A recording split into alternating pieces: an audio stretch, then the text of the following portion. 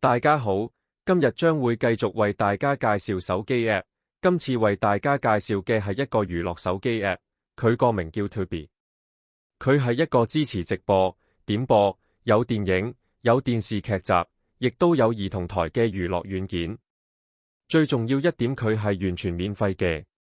跟住落嚟，我就同大家睇睇呢個軟件有咩嘢特色。今次為大家介紹呢個手機 App Tubi，版本係 Feed 8.14/1C838。佢嘅特色包括有電影同電視劇，有直播同點播，有一啲專為小朋友而設嘅電影同電視劇。App 裏面雖然大部分都係外語片，但係亦都有部分係港產片。仲有就係呢個 Apps 係完全免費嘅，但係佢會有廣告，但我諗大家都會理解嘅。佢係支持安卓同 iOS 系統，其實佢仲支持好多其他唔同嘅設備。至於詳細嘅設備名單，可以上佢嘅官網度睇一睇。但係有一點要提一提大家，就係呢個軟件暫時只係支持美國、加拿大、墨西哥同澳洲呢4個國家，同埋喺唔同嘅國家，可能你睇到嘅影片都可能會有啲唔同。同埋佢啲電影最高解像度係支持到 720P。今次我哋就用加拿大地區作為測試，睇睇佢有咩電影、電視劇同埋直播。按谷歌 Play 商店圖標，進入軟件安裝頁面，喺搜索欄輸入 TUBI， 然後揀選 Tubi， 再按安裝。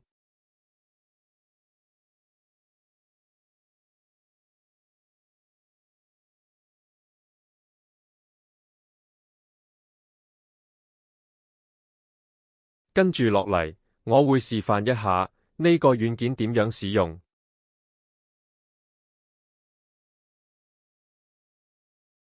喺手機頁面，按 Tubi 圖標，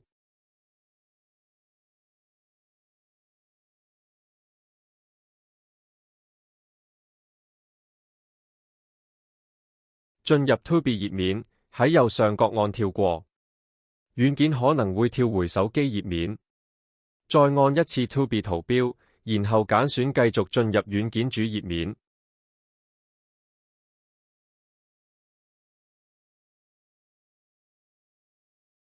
現在正式進入 Tubi 主頁面。左上角係全部，揀選咗之後，會顯示所有電影同電視劇。跟住右邊係電視劇掣，揀選咗之後佢只會顯示電視劇。而隔籬就係電影掣。揀選咗之後，就只會顯示電影，再右手邊就係直播掣，揀選咗之後就會進入直播電視畫面。按左下角主頁掣返回主頁面，主頁掣隔籬就係探索掣，按一下探索掣就會去到探索頁面，係呢一個頁面裏面，我哋可以搜尋電影同電視劇。跟住探索掣隔籬就係直播掣，其實同上面個直播掣一樣。按咗之後就會去到直播頁面，再右手邊就係我的東西掣。如果你已經登入，佢就會記錄低我的摯愛或者之前未睇完嘅影片。如果你想建立戶口，可以喺呢一個頁面用電郵建立戶口同登入。返回前一頁，下面有個設定掣。進入設定頁面，最上面係數據減省，揀選咗之後，視頻會用低解像度播放，以減省數據容量。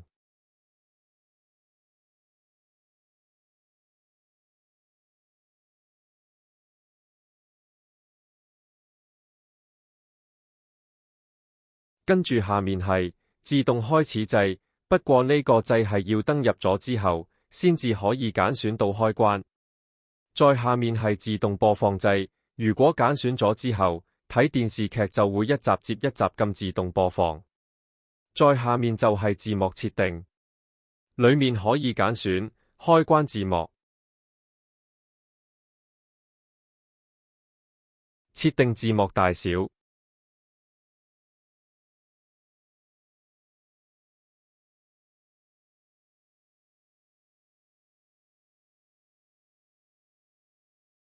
同設定字幕語言。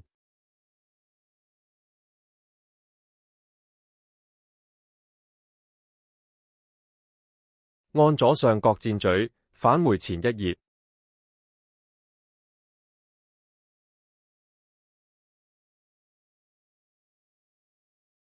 再按主頁掣返回主頁面。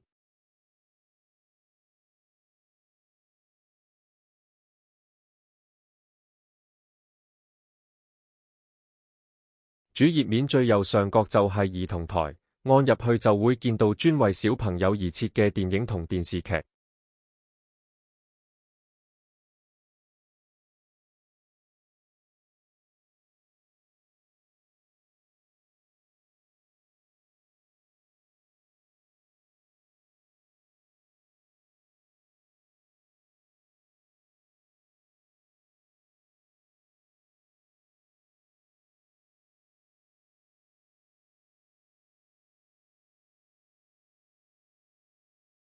按左上角返回主頁面，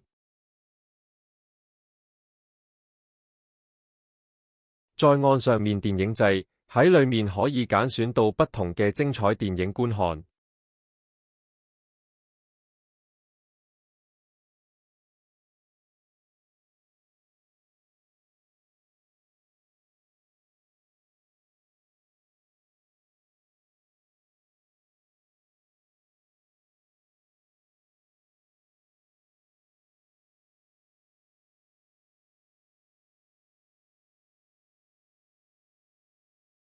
喺頁面上面按一下電視劇掣，裏面可以揀選唔同嘅精彩電視劇。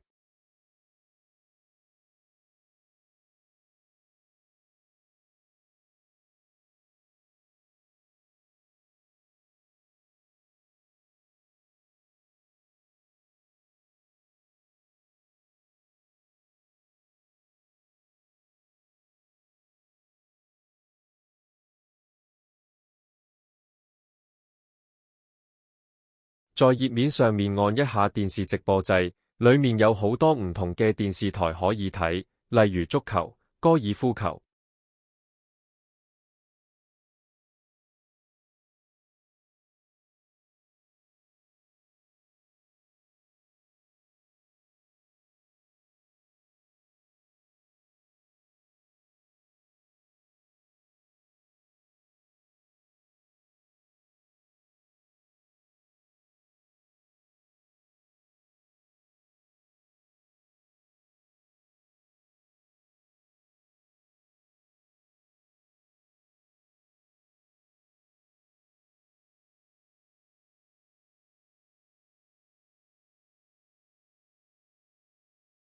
又或者卡通片。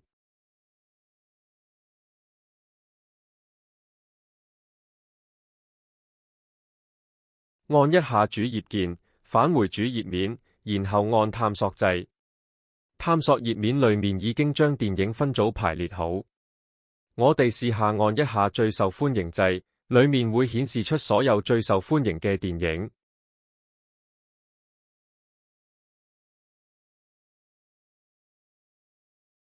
按左上角箭咀返回前一頁，我哋而家試下在搜索欄裏面輸入 Cantonese， 頁面就會排列出一啲廣東話電影同電視劇。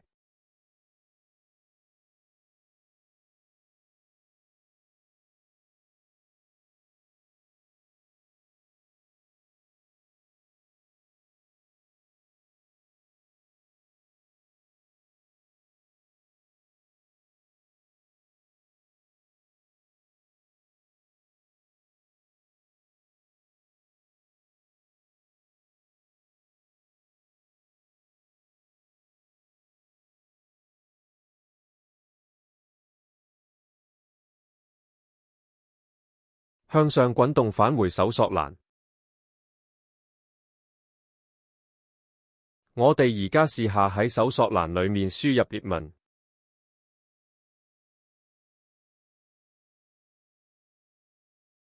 畫面就會顯示出所有關於葉問嘅電影同電視劇，你會見到佢有一啲係重複顯示嘅，咁即係代表嗰套戲有兩種語言，一套係用廣東話而另一套係用英文。而家我哋試下按入葉問4，再按播放電影。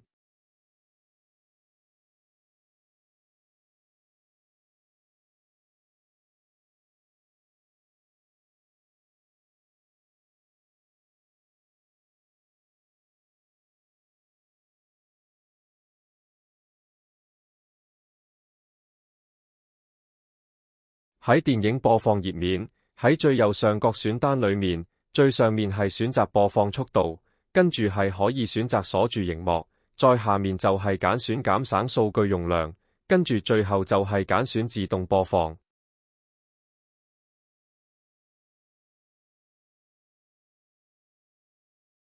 螢幕上面光黃色圖標，按一下進入後就可以揀選開同關字幕、字幕語言。進入設定後可以揀選字幕字體大細，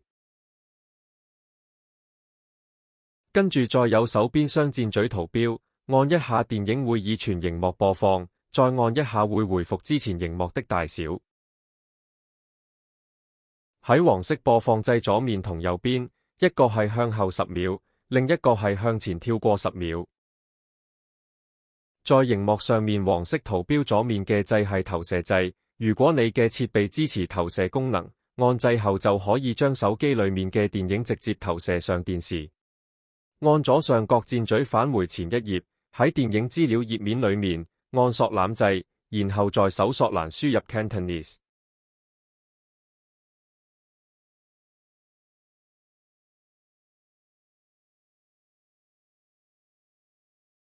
選擇電視劇《隱形戰隊》。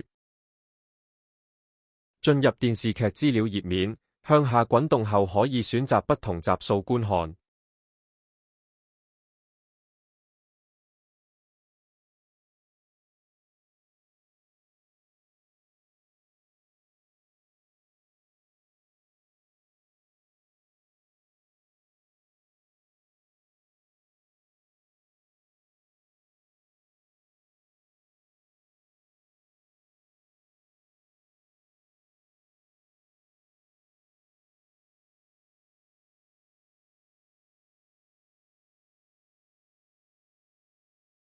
按左下角主頁鍵就可以返回主頁面，然後就可以再選擇收睇唔同嘅電影同電視劇。